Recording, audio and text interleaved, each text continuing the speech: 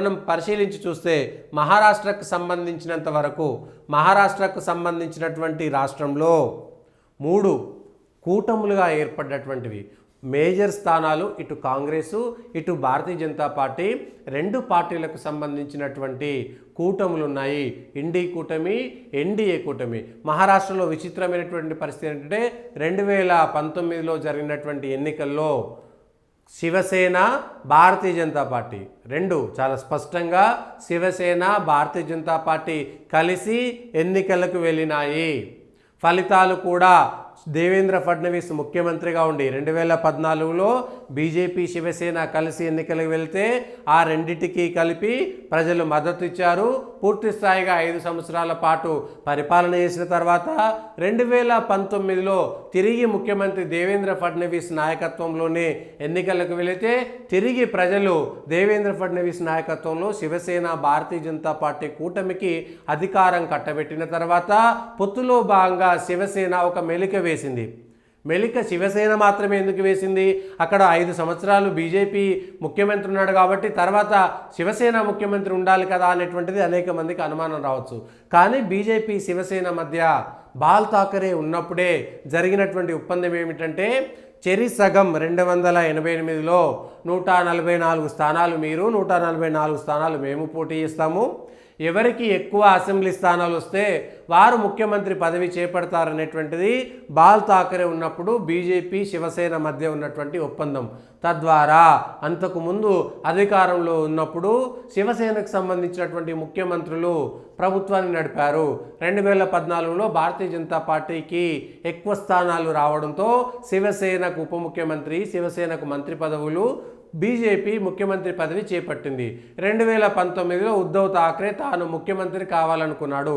అయితే ఫలితాలకు ముందు బీజేపీ, శివసేన మధ్య ఎట్లాంటి ఒప్పందం కూడా ఉద్ధవ్ ఠాక్రేకు ముఖ్యమంత్రి ఇవ్వాలనేటువంటిది లేదు. అయితే ఎన్నికల తర్వాత ఉద్ధవ్ ఠాక్రే తాను ముఖ్యమంత్రి కావాలనుకున్నాడు. వాళ్ళ కుటుంబంలో ఉద్ధవ్ ఠాక్రేను ముఖ్యమంత్రిగా చూడాలనేటువంటి ఆశ పెరిగిన తర్వాత భారతీయ జనతా పార్టీకి, శివసేనకు మధ్య వ్యత్యాసం పెరుగుతూ వచ్చింది, విభేదాలు పెరుగుతూ వచ్చినాయి.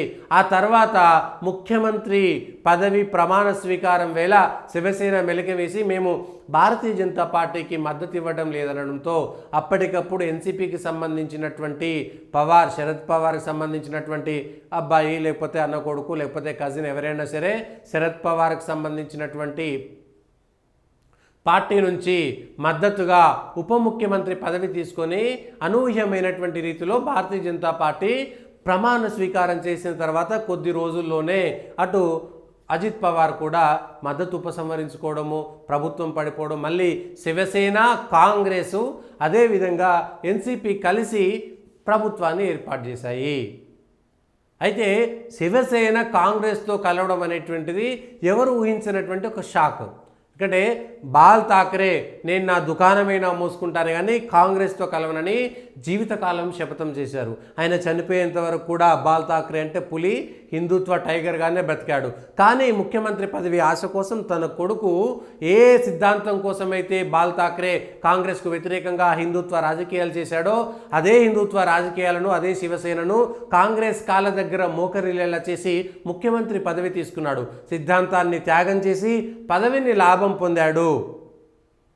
అది ఆదిత్య ఠాక్రే కోసమా, ఉద్ధవ్ ఠాక్రే కోసమా, వాళ్ళ భార్య చేశారా, కుటుంబ సభ్యులు చేశారా పక్కన పెడితే అది కూడా ఎక్కువ కాలం నిలవలేదు. ఆ తర్వాత శివసేనలో చీలిక వచ్చింది.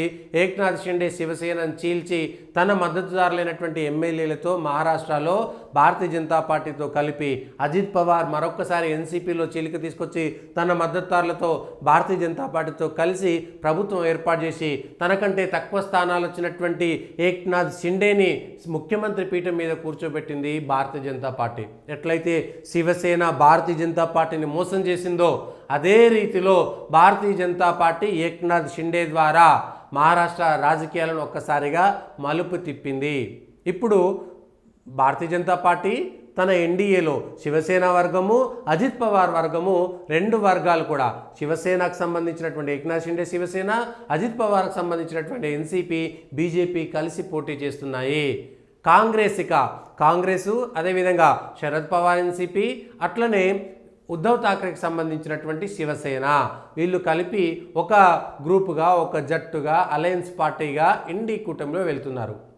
ఇప్పుడు ఎవరు గెలుస్తారని నిన్న మొన్నటి వరకు మహారాష్ట్రలో పార్లమెంట్ ఎన్నికల్లో భారతీయ జనతా పార్టీకి కొంత జలక్ వచ్చినట్టే మనం చెప్పుకోవచ్చు. ఆ ఎన్నికల ఫలితాలు మనకి ఇక్కడికి వస్తాయా?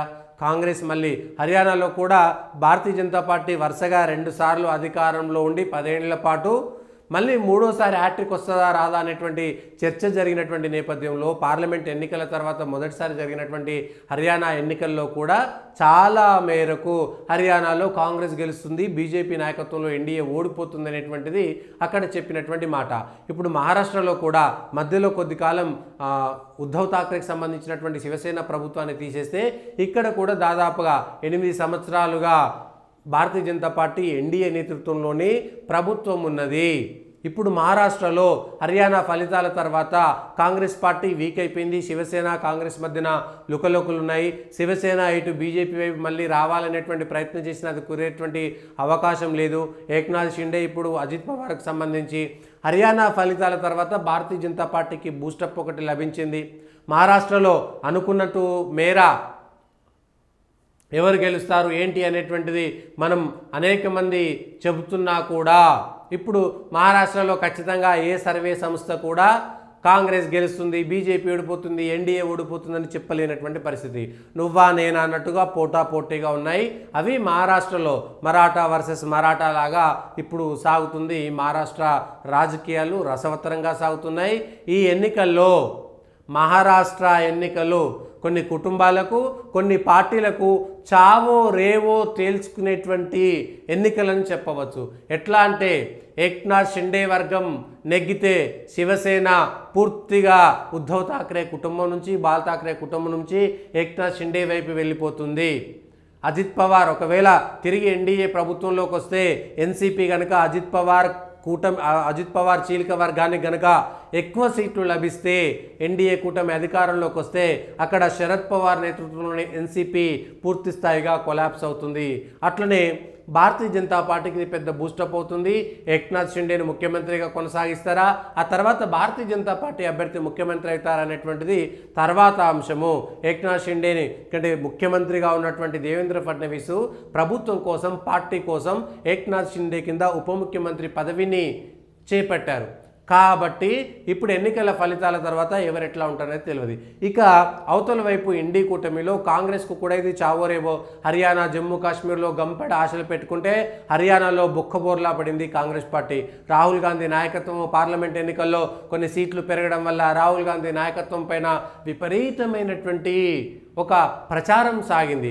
ఇప్పుడు హర్యానాలో బొక్కబోర్ల పడ్డటువంటి కాంగ్రెస్ పార్టీకి మహారాష్ట్ర ఎన్నికలు చావో రేవో అన్నట్టుగా ఉంది. ఇండి కూటమిలో ఇప్పటికీ లుకలోకి వచ్చాయి. హర్యానా తర్వాత ఇప్పుడు శివసేన కాస్త అలిగింది. అక్కడ హిందుత్వ, నాన్ హిందుత్వ రాజకీయాల్లో శివసేన పండింది. ఇవాళ తప్పనిసరి పరిస్థితుల్లో కళ్ళు మూసుకొని ప్రాణం చచ్చి చెడి హిందుత్వ వ్యతిరేక రాజకీయాల్లోకి శివసేన పోవడంతో కొంత ఇబ్బంది పడేటువంటి పరిస్థితి. కాంగ్రెస్ కూటమిలో కాంగ్రెస్ పార్టీ బ్రతకాలన్నా, శివసేన ఉద్ధవ్ ఠాక్రే పార్టీ బ్రతకాలన్నా, శరద్ పవార్ వాళ్ళ కూటమిలో వాళ్ళ పార్టీ బతకాలన్నా కూడా ఇప్పుడు వాళ్ళకది ఖచ్చితంగా గెలుపు సాధించాల్సినటువంటి సమయం. ఇప్పుడు కనుక ఓడిపోతే శరద్ పవార్ నేతృత్వంలో ఉన్నటువంటి ఎన్సీపీ పూర్తిగా అజిత్ పవార్ వైపు వెళ్ళిపోతుంది. ఉద్ధవ్ ఠాక్రే నేతృత్వంలో ఉన్నటువంటి శివసేన వర్గం పూర్తిస్థాయిగా ఏక్నాథ్ షిండే వైపు వెళ్ళిపోయేటువంటి ప్రమాదం ఉంది. కాబట్టి ఆ పార్టీలకి ఇది చావో రేవో అనేటువంటి సమస్యగా మారడం అనేటువంటిది చాలా స్పష్టంగా కనబడుతున్నటువంటి అంశం. ఈ విధంగా మరాఠాకు సంబంధించి ఇప్పటికే మరాఠా ఎన్నికలు అనేక రకమైనటువంటి ప్రభావాలను చూపుతుంది. బాలీవుడ్కు సంబంధించి కానీ, లేదంటే వివిధ గుండాలు, లేదంటే అక్కడ ఉండేటువంటి మాఫియా, అనేక రకాల మాఫియా కూడా రాజకీయాలతో కలిసిపోయినటువంటి ప్రత్యేకమైనటువంటి పరిస్థితులను మహారాష్ట్ర ఉంటుంది. గ్రామీణ ప్రాంతాలు ఒక రకంగా, పట్టణ ప్రాంతాలు ఒక రకంగా, కరువు ప్రాంతాలు ఒక రకంగా, పూణే రకంగా, ఇట్లా మహారాష్ట్ర చీలిపోయి ఉంటుంది. ఈ మరాఠ్వాడాకు సంబంధించి బీసీలకు సంబంధించి అక్కడ ప్రత్యేకమైనటువంటి ఉద్యమాలు తీసుకొచ్చేటువంటి ప్రయత్నం చేసి, ఇంకోవైపు ఇవాళ నరేంద్ర మోడీ నాయకత్వంలో హర్యానా ఎన్నికల ఫలితాల తర్వాత కొంత బీజేపీ శిబిరము, బీజేపీ కూటమి, ఎన్డీఏ కూటమి కొంత పాజిటివ్ వేవ్తో మాత్రం ఉందని చెప్పక తప్పదు. కాంగ్రెస్ కూటమి, ఎన్డీ కూటమి మాత్రం చాలా భయంతో బతుకు చావో రేవో అనే విధంగా ఆ కూటమి ఎన్నికల్లో పోటీ చేయాల్సినటువంటి పరిస్థితి. హర్యానా ఎన్నికల ఫలితాల తర్వాత ఇవాళ కాంగ్రెస్ కూటమి బార్గెన్ కూడా చేయలేదు. తన స్థానాల కోసం, ఎక్కువ స్థానాల కోసం, మెజారిటీ కోసం ఇవాళ కాంగ్రెస్ పార్టీ మహారాష్ట్రలో అడిగేటువంటి పరిస్థితి లేదు. ఏ విధంగా చేస్తుందో చూడాలి.